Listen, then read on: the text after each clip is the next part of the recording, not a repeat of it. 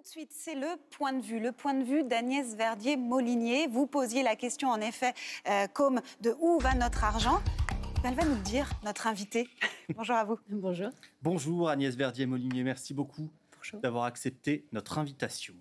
Alors sans trop y mettre de dramaturgie, citer Sophocle un mardi est toujours assez éclairant. Tout est bruit pour qui a peur. Voilà ce qu'il écrivait et on pourrait presque ajouter surtout à 20h. À 20h, en avril 2020, on applaudissait les soignants aux fenêtres en pleine pandémie, on tapait sur des casseroles, tout est bruit pour qui a peur. À 20h, en avril 2023, on conspuait le président de la République pour sa réforme des retraites. On tapait hier sur des casseroles. Tout est toujours bruit pour qui a peur. Tout bruit multiplié et répété devient une voix qui crie et une voix qui vote. Alors peut-être qu'à 20h, un soir de deuxième tour en 2027 du bruit, il ne restera que la peur. Que faisiez-vous hier à 20h, Agnès Verdier-Molinier ? Comme 15 millions de Français, je regardais l'allocution du président de la République et j'ai trouvé beaucoup de similitudes entre ce qu'il a dit et ce que je dis dans mon livre. Finalement, ce sentiment de déclassement, ce sentiment que les services publics ont perdu en qualité, se dégradent. Il a parlé de l'école, il a parlé de l'hôpital et on voit que dans ce pays qui est le plus taxé au monde, on est en train de repasser devant les Danois là, cette année, en 2022, donc on est en train d'avoir les chiffres. On est le pays qui dépense le plus, avec 58% de notre richesse nationale en dépenses publiques, et on se pose tous cette question en ce moment. Mais qu'est-ce qui se passe avec l'argent public ? Où va l'argent ? Les observateurs citoyens, à l'instant, se posaient eux-mêmes la question que vous avez entendue comme Dunis, qui a dit « bah oui, mais où va notre argent ?» Mais bien sûr, par exemple, j'ai des témoignages tous les jours sur la question des passeports, des cartes d'identité. Il y a quelques années, c'était il n'y a pas si longtemps, il fallait 15 jours, 3 semaines pour avoir un passeport ou une carte d'identité. Là, dans le Pays Basque, on me dit que la demande, c'est en janvier, pour avoir un rendez-vous, pas le passeport lui-même, un rendez-vous en juillet, et même pas dans sa ville d'habitation, à 20 km. Donc, c'est incroyable le délitement de nos services publics. Et donc, je crois que le président de la République s'en est rendu compte. Il y a une vraie demande par rapport à ça. Et malheureusement, ce que je dis dans le livre, c'est que tout est fait pour que ce soit compliqué pour les Français de comprendre comment ça se passe sur l'utilisation des deniers publics. Vous posez donc une question simple, c'est le titre de votre livre. Où va notre argent ? Avec un point d'interrogation, et il y a des réponses, évidemment, Absolument. Dans le livre. On va essayer d'en donner quelques-unes ici. Et vous parlez, en effet, c'est aux éditions de l'Observatoire, je précise, vous parlez, en effet, des services publics, des dépenses qui explosent et des services publics qui se dégradent. Donc, il y a quand même dans l'équation quelque chose qui ne va pas. Quand le président de la République, hier, parle en effet de l'hôpital, parle du service public en général, parle de l'école, est-ce que vous vous dites, oh là là, ça va encore coûter des millions, des milliards d'euros ? Et en fait, on ne peut pas se le permettre. C'est ça que vous lisez en sous-texte de sa déclaration d'hier ? Ce que je me dis, c'est qu'on ne regarde pas les sujets par le bon angle, finalement. Parce que dans notre pays, il y a des services publics qui fonctionnent.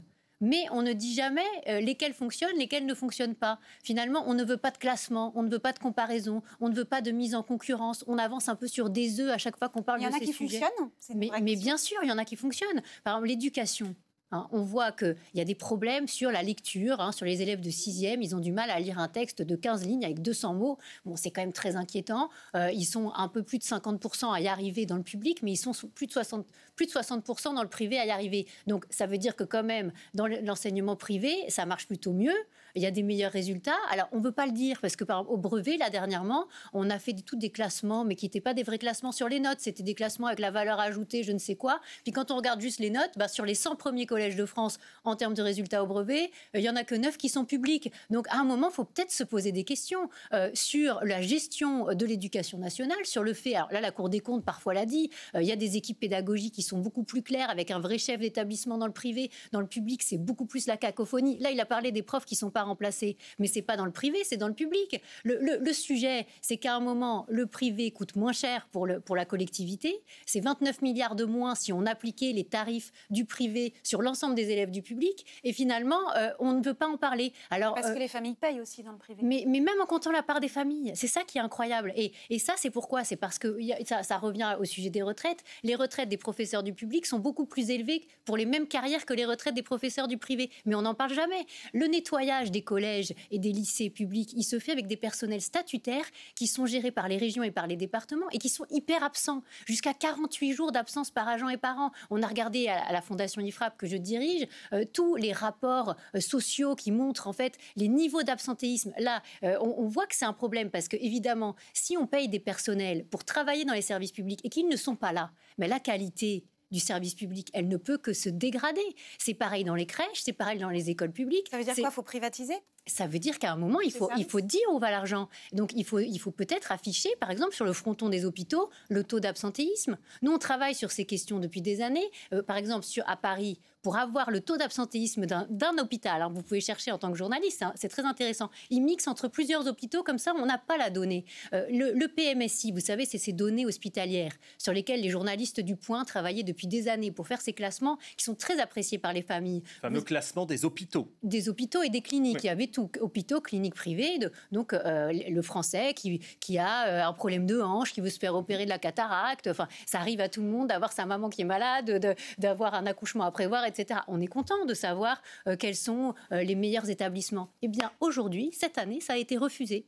Pour la première fois depuis des années, par les autorités administratives et puis par la CNIL, qui dit que quand même, ce ne serait pas bien de faire des classements. Mais pourquoi? Dans tous les pays qui nous entourent en Europe, on fait des classements avec l'aide des autorités. On dit, voilà où c'est le mieux pour se faire soigner, le moins de maladies nosocomiales, le moins de risques derrière de faire une complication, etc., etc. Nous, on ne veut pas savoir, parce que finalement, on met l'argent public dans un grand chaudron, et puis, on ferme les yeux, on ne veut pas savoir ce qui se passe. Pourtant, c'est le rôle du Parlement. On a beaucoup parlé du Parlement ces derniers temps. Et ça veut dire quoi, qu'il ne contrôle pas assez le Parlement? Parce que, pour le coup, l'Assemblée nationale est quand même quasiment majoritairement composée de personnel politique de l'opposition. Donc, a priori, ils auraient plutôt intérêt à contrôler où va l'argent. Je suis tellement d'accord. Donc, il y a un problème de surveillance, y compris de la part des députés qui ne travaillent pas assez, en gros. C'est ce que vous dites. C'est-à-dire qu'on voit des tas de débats pendant les questions au gouvernement, des invectives, des gens qui s'insultent, etc., dans l'hémicycle. Mais en tant que citoyen, on attend autre chose. C'est l'article 24 de la Constitution. Il dit quoi, cet article? Qu'est-ce qu'il dit? Il dit que le Parlement, il légifère, mais que aussi. Il contrôle l'exécutif et qu'il évalue l'utilisation, enfin les politiques publiques. Donc il est là pour évaluer. Et puis, je voulais vous parler de l'article 14 de la Déclaration des droits de l'homme et du citoyen. 1789, ça nous ramène quelques années en arrière. Ça ne nous rajeunit pas, comme Tous dirait les l'autre. citoyens ont le droit de constater par eux-mêmes ou par leurs représentants. Nos représentants, ils sont à l'Assemblée nationale et puis aussi au Sénat. La nécessité de la contribution publique, de la consentir librement et d'en suivre l'emploi. Mais Emmanuel Macron, il voulait un contrôle des politiques publiques aussi. Ah oui? Ça en est où? Et qu'est-ce qu'il a fait pour ça? À quel moment est-ce qu'on a mis en place pour le Parlement, et ça fait des années qu'on en parle, ça remonte, les premières fois on a parlé de ça aux années 99, quand il y avait Didier Migaud et Alain Lambert qui avaient fait une mission sur ces questions, et on avait fait à l'époque une loi organique des lois de finances, donc un truc bien administratif, avec des indicateurs de performance qui servent globalement, on peut le dire, à rien, et derrière, pas d'évaluation. Dans tous les pays qui sont top niveau en termes de, justement, regarder la qualité des services publics en face de l'argent qu'on met dedans. Eh bien, il y a un Parlement qui est doté d'un groupe, un organe de contrôle, avec des personnes dedans qui sont des économistes, des statisticiens, qui sont des analystes et qui sont capables, par exemple, de dire dans une étude d'impact qui est associée à une loi, est-ce que c'est les bons chiffres, de chiffrer eux-mêmes et de ne pas dépendre de Bercy ou des administrations. C'est pas aussi le rôle de la Cour des comptes de faire ça? Alors justement, je fais un chapitre dans mon livre sur ce sujet, c'est drôle que vous me posiez la question, parce que c'était peut-être prévu à l'avance, me direz-vous, parce que j'ai lu votre bouquin. Non, mais chaque fois qu'on parle de ça, des gens disent, à juste titre aussi, heureusement, on a la Cour des comptes. Ouais. Mais nous, à la Fondation IFRAP, et moi, sur ce livre, j'ai beaucoup réfléchi sur ce sujet, parce que je me suis dit, finalement, qu'est-ce que la Cour a permis d'économiser ces dernières années ? Si on était dans des pays anglo-saxons ou suédois, les pays du nord de l'Europe, etc., qu'est-ce qui se passerait? Il y aurait un organe d'audit auprès du Parlement qui dirait, voilà, moi, grâce à moi, j'ai fait économiser X milliards d'euros parce que c'était mal géré, voilà, on a réorganisé, etc., etc. Et c'est les parlementaires ensuite qui ont décidé ça. Nous, chez nous, il n'y a rien là-dessus. Il y a des rapports de suivi des recommandations de la Cour, mais c'est pour savoir si la mairie de Saint-Malo a fait un tableur Excel pour gérer ses ressources humaines ou ce genre de choses. Donc ça ne sert à rien, enfin on peut le dire tel quel. Mais en gros, il n'y a pas de vraie proposition d'économie. Alors ils disent il faudrait faire des économies, c'est ce qu'ils ont dit dans leur dernier rapport, en disant oui, la revue de dépenses, et d'ailleurs c'est ce que Bruno Le Maire va annoncer cette semaine, et d'ailleurs c'est étonnant que le président de la République n'en ait pas parlé hier, cette revue de dépenses parce qu'elle est absolument essentielle. Il a parlé de pas gonfler la dette et que la réforme des retraites était nécessaire pour ça. Vous êtes d'accord avec lui, cette réforme des retraites, elle était nécessaire? Mais bien sûr, mais c'est pas que pour pas gonfler la dette, c'est aussi pour éviter une explosion du coût annuel de la dette. Et ça, je trouve ça extrêmement dommage qu'il ne l'ait pas dit aux Français, les yeux dans les yeux. À un moment, il a dit, on peut pas faire autrement parce qu'on va avoir des problèmes de financement, etc. Mais il faut dire la vérité là-dessus. On a tellement dépensé pendant la période Covid, on a tellement accumulé de dettes qu'aujourd'hui, on est potentiellement dans le viseur de ceux qui nous prêtent de l'argent parce qu'ils vont vouloir augmenter les taux. Pourquoi ? Parce qu'on n'est pas franchement dans une situation où ils peuvent croire dans nos capacités de gestion. Une conférence sociale sur les salaires, ça n'aurait pas été le bienvenu? Il n'y a pas un vrai sujet? C'est pas au patron de faire des efforts? Justement, dans mon livre, je fais un chapitre entier sur ce sujet parce qu'on a un énorme problème en France. Quand le patron paye 100, le salarié n'a que 47 € dans la poche. C'est ce qu'il nous expliquait, Geoffroy Roux de Bézieux. Oui, c'est le coût du modèle social, en fait. Et il y a un problème avec ça. Quand l'inflation arrive, forcément, on compte un peu plus aussi et on se pose la question, où part l'argent? Où est mon pouvoir d'achat? Et là, moi, je tire la sonnette d'alarme là-dessus parce qu'on a des niveaux de cotisation sociale par rapport aux autres pays qui sont hallucinants. Et par ailleurs, les niveaux de cotisation sociale sont beaucoup plus importants sur les hauts salaires. C'est la faute des charges, mais on ne pourrait pas augmenter les salaires plutôt? Non, mais le sujet, c'est qu'à un moment, il y a une question de compétitivité. Vous ne pouvez pas produire des produits que vous allez vendre à d'autres pays beaucoup plus chers parce que les charges sociales en France sont plus élevées. D'ailleurs, qu'est-ce qui se passe en ce moment? Et ça, Geoffroy Roux de Bézieux ne l'a pas dit. Il parle des salaires autour de 1,2 SMIC, 1,6 SMIC. Mais nous, ce qu'on est en train de voir à la Fondation IFRAP et qui est très grave, on a désindustrialisé la France. Et là, le président de la République en a parlé hier en disant qu'il faut réindustrialiser. Mais comment on réindustrialise avec des niveaux de charges sociales qui sont 80 milliards plus chers pour les patrons en France et qui sont en priorité, qui pèsent sur les hauts salaires. Et ces hauts salaires, c'est ceux qui sont dans l'industrie, justement. Donc, on a 164 milliards de déficit commercial sur les biens à cause, en partie, du fait qu'on paye hyper cher les charges sur les hauts salaires. Et si on veut que les gens puissent avoir des salaires qui augmentent et inciter à augmenter les salaires, là, il l'a dit, quand on veut finalement augmenter les salaires, et bien finalement, les gens perdent une part de prime d'activité. Et donc, c'est désincitatif à augmenter les salaires. Tout est incitatif à smicardiser la France aujourd'hui dans la façon dont on voit les cotisations. Et quand il parle de cette espèce d'échelle de perroquet des cotisations sociales, il n'y a que la France qui est comme ça. En Allemagne, les cotisations sociales, elles baissent en fonction des niveaux de salaire. Je veux bien qu'on regarde les chiffres que vous venez de donner, qu'on les voit à l'écran pour que les Français comprennent bien. Vous avez parlé à un moment du taux de prélèvement. Le taux de prélèvement obligatoire en France, 45,2% du PIB de la France. Ça fait de nous le pays le plus taxé d'Europe, vous l'avez dit. Et concernant les prélèvements, est-ce qu'il reste aux salariés après impôt? Vous avez donné un chiffre aux alentours de 47%. Et on voit là encore que vous avez fait un comparatif avec d'autres pays européens. Absolument. Et c'est finalement chez nous qu'il reste le moins dans la poche du salarié. Ça veut dire quoi? Que nous, la 6e puissance mondiale, si tant est que nous le soyons encore, on n'est pas à la hauteur de l'enjeu par rapport au pouvoir d'achat, par rapport à toutes ces questions-là et par rapport surtout à nos voisins européens? Ça veut dire que ceux qui nous prennent le plus de pouvoir d'achat, ce sont avant tout l'État et la sécurité sociale. Donc déjà, c'est pour ça qu'il faut se poser la question de comment utiliser l'argent derrière. Parce que si on pouvait dépenser moins pour une qualité de service public identique, voire meilleure, c'est ce que pensent les Français d'ailleurs. Dans l'Institut Paul Delouvrier pose la question tous les ans. Et il y a une grande partie de nos concitoyens qui pensent qu'on pourrait dépenser moins et avoir une meilleure qualité de service public. Ils sont 40% à penser ça. Ils sont 80% à penser que ça pourrait être au moins aussi bon avec moins d'argent public. Donc, ils sont tout à fait lucides, nos concitoyens, sur ce sujet. Et donc, à un moment, il faut se dire, bah oui, ce modèle social qui est finalement désincitatif parfois au travail, c'est ce qu'a dit Geoffroy Roux de Bézieux.